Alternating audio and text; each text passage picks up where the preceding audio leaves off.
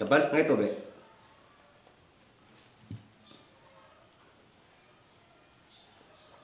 Mate ako ron, mate. Ngayon nga adlaw karang mga kabalitang kambal.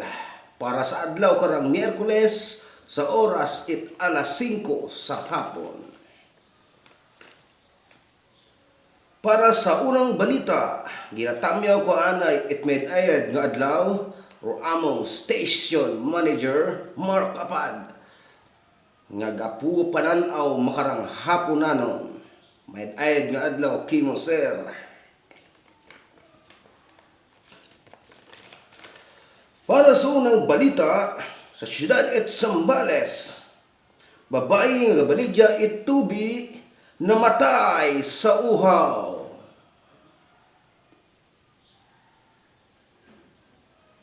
Nagbaligya ang itubi, namatay pati mo sa uhaw. Pangaywang balita, mga biyan, tindero man et pandizal sa lugar et Isabela namatay sa gutom.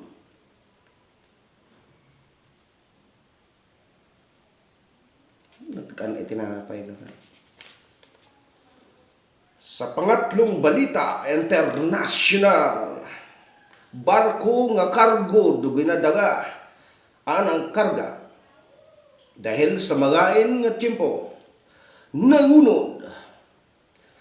Sa pila ka oras mga biyan ay wala katiis ag humutaw man. Wa siguro kasarang ginahawa na humutaw man ni mo. Maraming mabalita kaya. Sa pangapat nga balita, bulag nag-amok bangod nagpangdugum anang pananawan.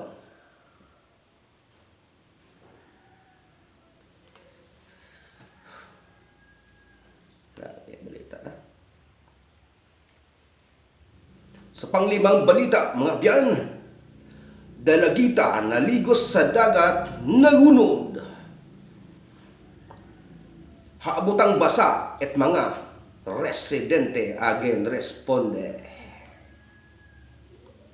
Sa tubig, kung sa kagayon, sunog.